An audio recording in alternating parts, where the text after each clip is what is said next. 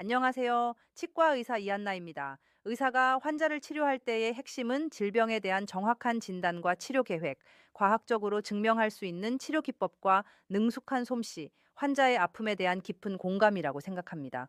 저는 매일매일 새로운 것을 꿈꿉니다. 위에 열거한 치료의 핵심을 보다 더 잘 소화하기 위해서 생각하고 또 생각합니다. 그런데 정말 신기한 것은 어느 누구도 더 열심히 해 라고 하는 이가 없는데 오히려 이제 조금은 쉬엄쉬엄 하라고들 하는데 저는 마냥 이 일이 즐겁고 행복합니다. 치료나 임상 연구에 몰두하고 빠져 있는 순간은 내가 아닌 나 같습니다. 저는 유아기 때 걷는 것도 늦었고 말하는 것은 다른 아이들보다 훨씬 더 늦었다고 합니다. 그래서 할머니께서는 애가 이쁘다고 들었다 내렸다 많이 하더니 애 머리가 이상하게 되어 말을 못하는 거 아니냐고까지 하셨대요. 말도 잘 못했던 저는 종이 인형 놀이를 좋아하여 가위로 수많은 종이 인형을 오렸다고 합니다. 그래서인지 제가 다른 사람들보다 손으로 하는 일에 탁월한 재주가 있다는 것을 대학 시절에 알게 되었어요. 모든 것에 늦되었던 저에게 하나님께서는 감사하게도 손재주라는 선물을 주신 것이지요. 지금은 치과 의사가 되었지만 저의 꿈은 의상 디자이너였습니다. 중학교 때 린지 와그너 주연의 사랑과 그림자라는 TV 미니 시리즈를 보고 거기에 등장하는 인물인 패션 디자이너 멜라니가 되고 싶었습니다. 그래서 저는 시험 기간을 제외하고는 미술반에서 매일 하루에 한 장의 그림을 그렸던 것 같아요. 덕분에 미술학원 한 번 간 적 없었지만 교내미술 대회에선 거의 매번 입상을 했었고 학교 대표로 뽑히기도 하였습니다. 어린 마음에 저는 저의 예술적 기질을 굳게 믿었고 그렇게 의상 디자이너의 꿈을 키워갔습니다. 고향인 부산에서 고3이 되었고 대학 진학을 준비하게 되었습니다. 저는 아버지께서 원하시던 약대를 거부하고 서울대 의상학과를 가겠다고 했어요. 하지만 아버지께서는 그런 과는 집에서 뒷바라지를 잘 해야 성공할 수 있단다. 그러니 다른 과를 알아보도록 하자라고 하셨어요. 그 말을 들으니 서럽고 아쉬웠습니다. 사실 아버지 말씀이 옳다고 생각했거든요. 의상학과라는 것도 그렇고 우선 서울에서 생활하고 공부하는데 돈이 많이 들 거라는 생각이 들었어요. 그래서 고민 끝에 의상학과를 포기하고 부산대학교 치과대학을 지원해서 운 좋게 합격하게 되었습니다. 의대가 아닌 치대를 지원한 이유는 사체 해부 실습이 너무 무서워서였는데요. 알고 보니 치대에서도 사체 해부 실습이 있지 뭐예요. 그렇게 저와 치과와의 인연이 시작되었습니다. 아버지 직업이 택시기사였습니다. 학창 시절에 아버지 직업난을 채울 때마다 부끄럽고 창피하다는 생각을 했습니다. 지금도 그 생각만 하면 돌아가신 아버지께 미안하고 죄송해서 그냥 눈물이 줄줄 납니다. 아마 아버지께서 제대로 교육을 받으셨으면 유명한 성악가가 되셨을 뿐입니다. 목소리가 너무 좋으시고 가곡을 부르면 정말 멋졌어요. 사실 제 생각엔 아버지랑 아버지의 직업은 너무 어울리지 않는다고 생각했습니다. 친구를 너무 좋아하시고 감성이 풍부하셔서 TV를 보다가도 곧잘 울곤 그러셨어요. 또한 제 인생에 가장 큰 영향을 주신 분도 바로 아버지입니다. 넉넉하지 않았던 가정의 삼남매 중 맏이었던 저는 더더욱 성실하게 살아야 했습니다. 부모님이 동생들까지 공부시키기 버거우실 것 같아서 대학 들어가자마자 과외를 시작했고 치과의사 국가고시 한 달 전까지 계속하였습니다. 과외를 하면서 치과대학 공부를 하는 것은 그리 호락호락한 일이 아니었습니다. 거의 매 수업 시간마다 땡 시험이라는 것이 있었고 중간 기말고사 때에는 거의 일주일 정도는 밤샘 공부를 해야 했습니다. 하지만 치과대학 커리큘럼이 적성에 맞았는지 입학할 때에는 받지 못했던 전액 장학금을 본과에 진학한 후 받게 되었습니다. 본과 1학년 2학기 때 수석을 했는데 운 좋게도 그때 수석인 학생에게 특별히 학교 발전기금 장학금이 수여되어 저는 졸업 때까지 전액 장학생이었지요. 덕분에 부모님의 부담도 덜어드릴 수 있었는데 지금 생각해도 참으로 행운이었고 감사한 일입니다. 졸업을 앞두고 졸업식을 하기도 전부터 취직을 했어요. 울산의 한 교정치과였습니다. 약 1년 가까이 원장님과 같이 진료를 하면서 많은 가르침을 받았습니다. 그러던 중 갑자기 아버지가 뇌혈관기형으로 인한 뇌출혈로 뇌수술을 받게 되었고 집안의 모든 책임은 맏딸인 제가 지게 되었지요. 소위 가장이 된 것입니다. 마음의 준비도 없이 가족 전체를 먹여 살려야 한다는 책임감과 비장함으로 서울행을 결정하게 되었습니다. 책과 담요 두 장을 차 뒷좌석에 가득 실었습니다. 그리고 뇌수술 후 입원 중이던 아버지를 간호하기 위해서 병원에 계신 어머니에게 전화를 걸었죠. 엄마, 나 서울 가. 울컥. 가슴속 깊은 곳에서 올라오는 울먹임 때문에 더 이상 말을 잇지 못했습니다. 이 글을 쓰고 있는 지금도 울컥하며 눈물이 쏟아지네요. 그때 느낌을 잊을 수가 없어요. 대학 졸업반 때부터 운전을 하긴 했지만 고속도로는 처음 탔습니다. 일자리를 알아보러 갈 때에는 고속버스를 탔거든요. 중간에 주유를 위해 금강휴게소에 들렀습니다. 그런데 너무 무서워서 휴게소에 내리지도 못했어요. 그러니까 부산에서 서울 도착 때까지 화장실에 한 번도 가지 않았던 거였어요.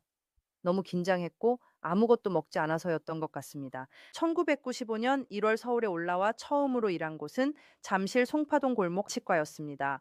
당시 모래시계라는 드라마가 한창 인기 있을 때였어요.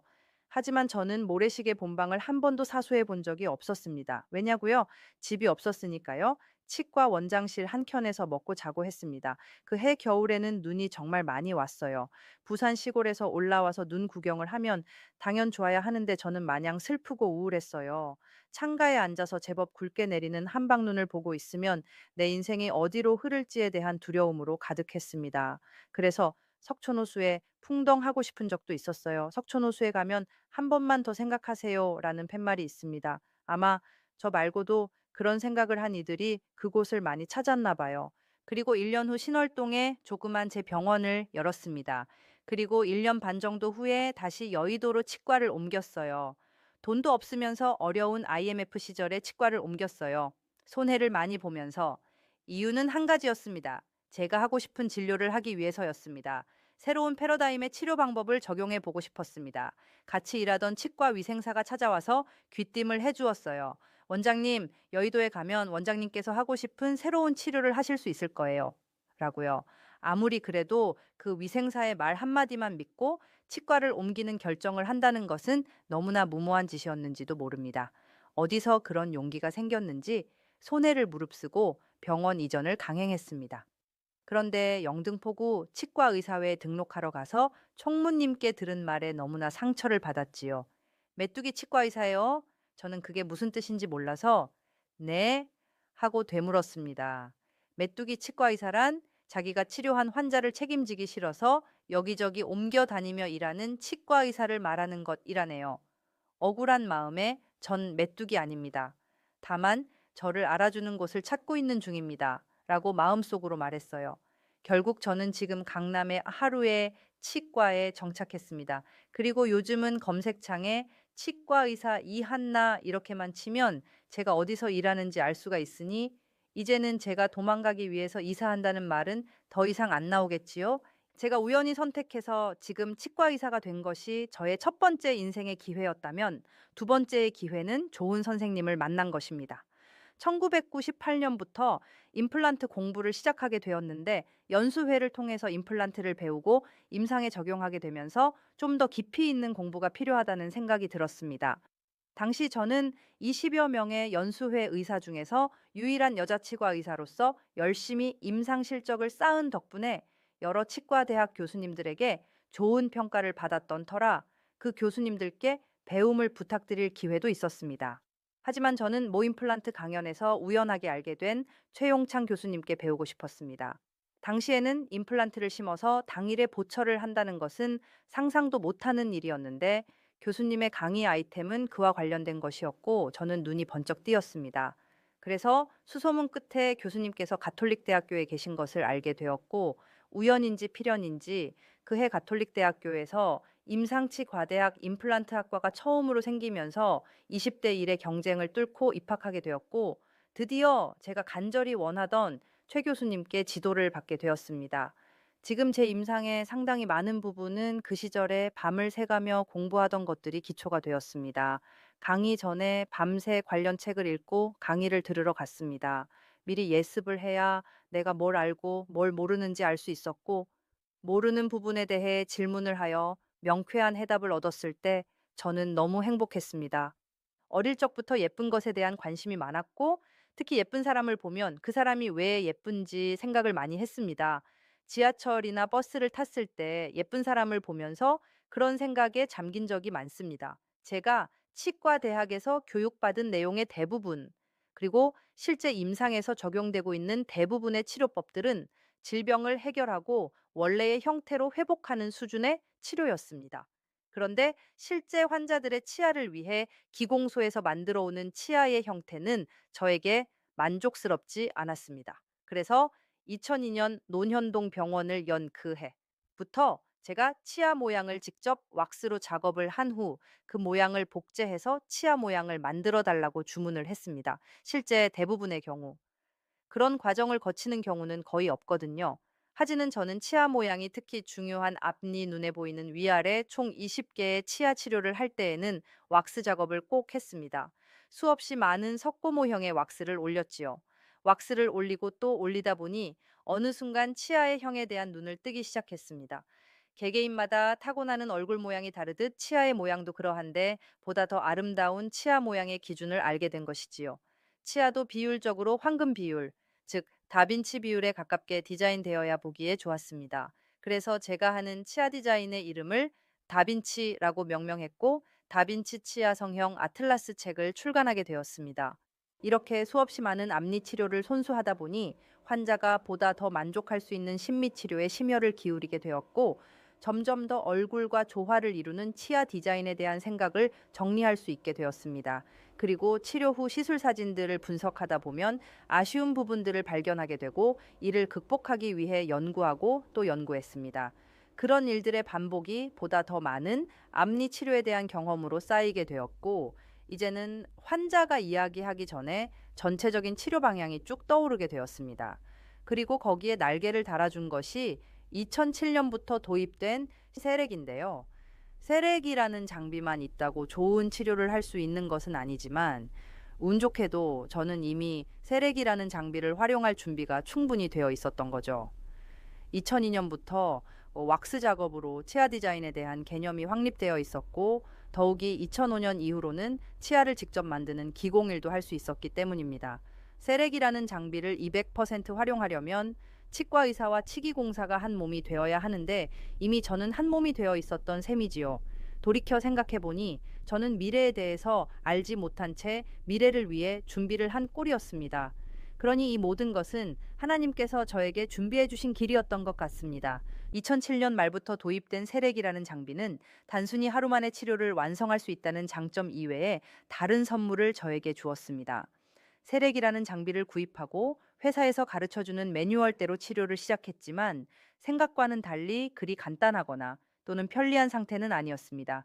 그래서 세렉과 친해지려고 약 3개월 정도 고생을 한 것 같습니다. 어떤 날은 밤새 기계를 돌리고 또 돌리고 하다가 집에 가지 않고 치과 체어에 누워 잠든 날도 있었지요. 아침에 직원들이 출근해서 깜짝 놀랐던 날이 기억납니다. 그렇게 해서 얻어낸 것이 있어요. 세렉을 이용해서 이전의 방법에 비해 보다 더 작은 치아 삭제로 예쁜 라미네이트 제작이 가능할 수 있다는 것이었습니다. 그래서 그에 관한 내용을 정리해서 특허 출원도 했습니다. 이전에 치아 미용 치료에 있어서의 한계가 아름다움을 위해서 치아 손상을 감수해야 했던 부분이 있었지만 새로운 시스템은 치아 건강과 치아의 아름다움을 동시에 만족시킬 수 있게 만들었습니다. 더불어 이때부터 채소 삭제, 라미네이트 치료를 적용하기 위해서 돌출이나 불규칙이 심한 경우에는 사전에 간단한 치아 교정 약 2에서 4개월 간단 교정을 시행하는 방법이 폭넓게 적용되게 되었습니다. 요즘은 간단 교정 문의가 참 많은데요. 사실 간단 교정이 생겨나게 된 계기는 라미네이트 치료를 보다 안전하게 하기 위해서였습니다. 이제는 제가 저희 병원에서 저와 같이 일하는 선생님들을 가르칩니다. 돈을 더 벌기 위해 의사를 고용하는 것이 아닌 보다 더 좋은 병원을 만들기 위해서 의사들을 발굴하고 지도하고 뒷받침을 하고 싶습니다. 저도 좋은 선생님께 배워서 보다 폭넓게 보고 창의적으로 진료할 수 있게 되었기 때문에 제가 받은 것을 돌려주고 싶은 마음도 있습니다. 의사라는 직업은 학교에서 배우는 기본적인 지식만으로는 완성된 임상 진료를 하기가 힘듭니다. 수많은 경험이 바탕이 되고 그 경험 속에서 더 나은 결론들이 정립되면서 보다 수준 높은 치료가 가능하게 되기 때문입니다.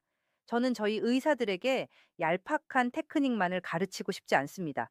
왜냐하면 그런 것들은 금세 변하기 마련이거든요. 충분히 응용하기 위해서 반드시 알아야 하는 치료에 대한 기본 원리와 미적인 부분에서도 남다른 시각으로 볼 수 있는 뛰어난 안목을 가르치고 싶습니다. 명실상부 아시아 최고의 미용치과로 우뚝 서기 위해서는 그 정도의 노력은 꼭 필요한 것입니다. 가끔 생각합니다. 왜 나는 이렇게 미친 듯이 일에 몰두하는가? 그리고 왜 이렇게 일하고 있는 순간에는 아무것도 생각나지 않고 배도 고프지 않은가? 다른 직업을 가져본 적이 없어서 잘 모르겠지만 다른 이들도 그럴까 하는 생각을 해봅니다. 워커홀릭이라며 걱정하는 사람도 있는데 사실상 제가 일을 하는 시간이 행복하지 않다면 저는 절대 억지로 할 사람이 아닙니다. 그리고 현재는 가속도가 붙어서 멈출 만한 때도 아닙니다. 제가 처음으로 내 차를 운전하던 날이 생각납니다. 운전 연수도 받지 않았는데 아버지는 저에게 운전석에 타라고 하셨고 당신께서는 조수석에 타셨습니다. 그리고 이렇게 말씀하셨어요. 악셀레이터를 밟으면 앞으로 가면서 속도가 난다. 그리고 브레이크를 밟으면 차는 서는 거야. 브레이크를 밟을 준비가 되어 있을 때에는 악셀레이터를 맘껏 밟아도 돼. 이 말은 항상 제 마음속에 있었습니다. 저는 뭔가에 미칠 수 있어서 좋습니다. 아버지 말씀대로 저는 가속 중이고 언제든 제가 원할 때 멈출 준비가 되어 있습니다. 저는 아시아 1등, 세계 1등이 될 것입니다. 저와 같이 하는 의사 선생님들과 함께요. 한국의 치과 의사가 세계에서 가장 실력 있는 치과 의사라는 것을 보여주고 싶습니다.